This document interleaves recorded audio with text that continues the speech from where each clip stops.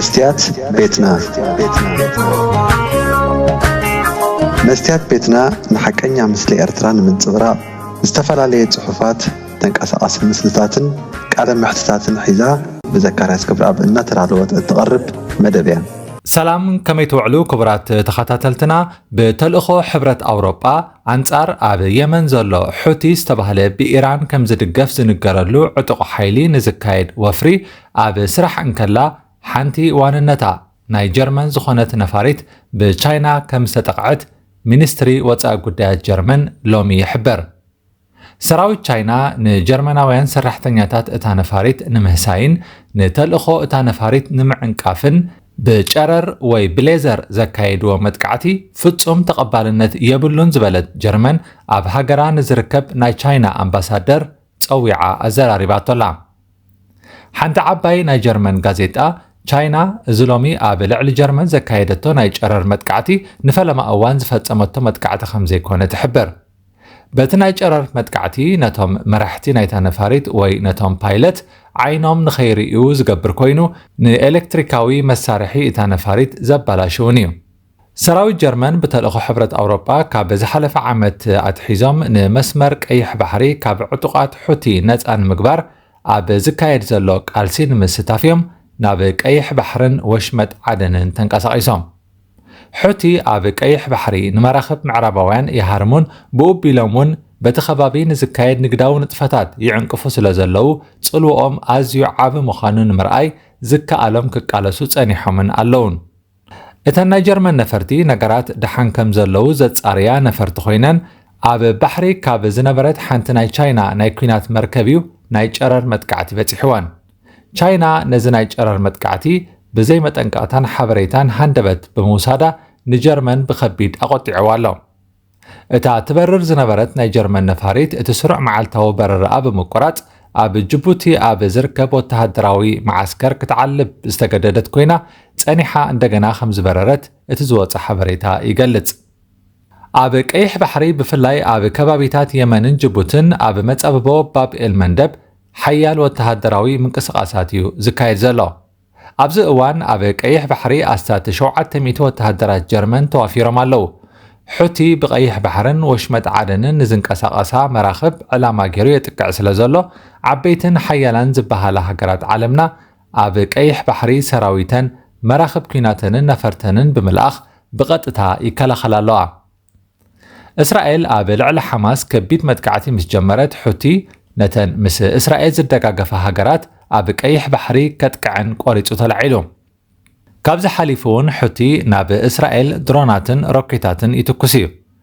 ሑቲ ምስ ኢራን ሕዝቡላህን ሓማስን ጽምዶ ብምፍጣር ኣንጻር ኣሜሪካን እስራኤልን ዝንቀሳቐስ ዕጡቕ የመናዊ ሓይሊ እዩ ወነንቲ ቀይሕ ባሕሪ ብርክት ዝበላ ሃገራት እኳ እንተኾና ስዑድ ዓረብ ግብፅን እስራኤልን ኣብቲ ባሕሪ ልዑል ዝኾነ ወተሃደራዊ ምንቅስቓሳት የካይዳ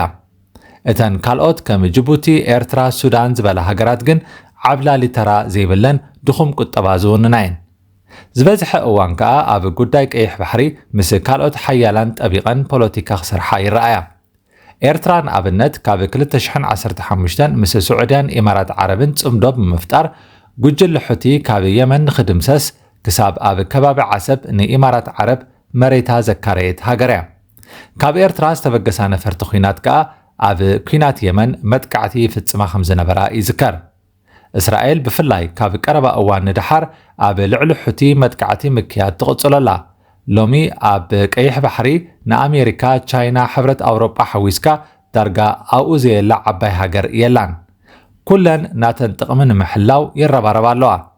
ኢትዮጵያ ከዓ ካልኦት እኳ ካብ ርሑቕ መጽአን ጥቕሚ ንምሕላው ኣብ ጉዳይ ጸጥታ ቀይሕ ባሕሪ እናተሳተፋ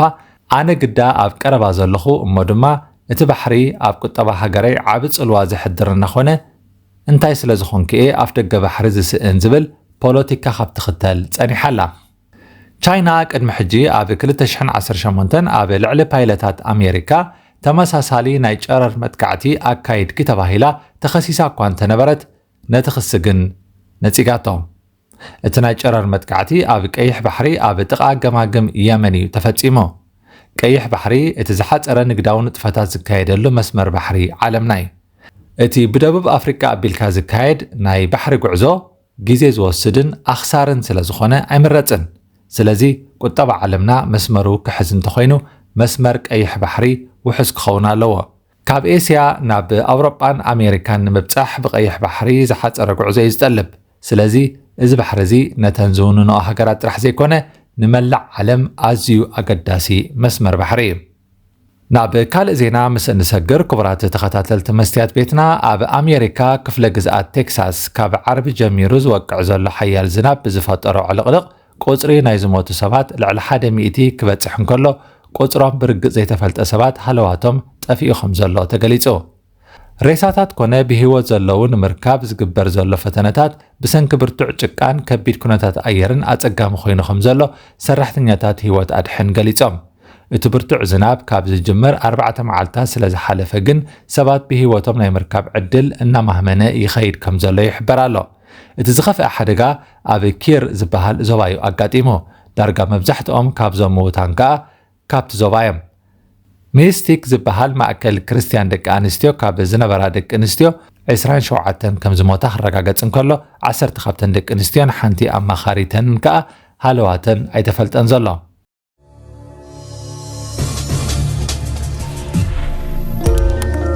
ትማሊ ኣብ ሰልፍታት ተቃውሞ ኬንያ ፖሊስ ብዝተኮሶ ጥይት ብዙሓት ሰባት ከም ዝሞቱን ከም ዝተጎድኡን ተገሊጹ።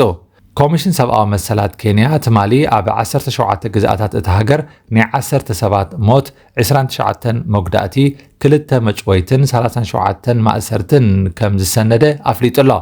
ዓበይቲ ጎደናታትን መእተዊ ንቁጣታትን ብፖሊስ ከም ዝተዓጽዉ ዝሓበረት ኮሚሽን እዚ ክርደና ብፍላይ ኣብ ርእሰ ከተማ ናይሮቢ ንምንቅስቓስ ሰባት ከም ዝዘረጎ ገሊጹ።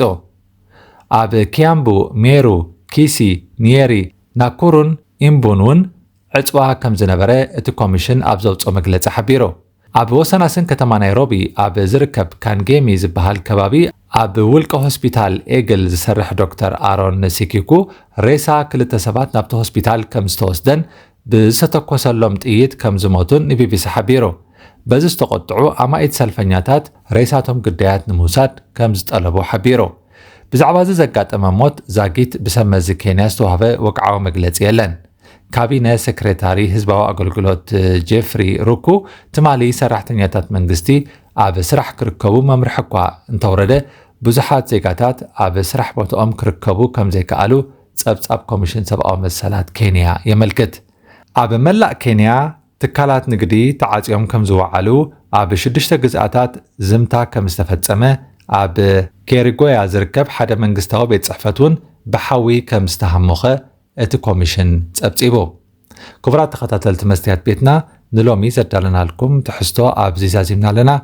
ኣብ ቀረባ ብኻልእ ኣርእስቲ ክንራኸብ ኢና። ደሓን ጽንሑ። መስትያት ቤትና መስትያት ቤትና ንሓቀኛ ምስሊ ኤርትራ ንምንጽብራቕ ዝተፈላለየ ጽሑፋት ተንቀሳቐሲ ምስልታትን ቃለ መሕትታትን ሒዛ ብዘካርያስ ክብረኣብ እናተዳለወት እትቐርብ መደብ እያ። كفوت لساني من يزعصوني هاي سجدن علي عبطاقوت ملاخي قطاوخ يقنا مسلي فتحي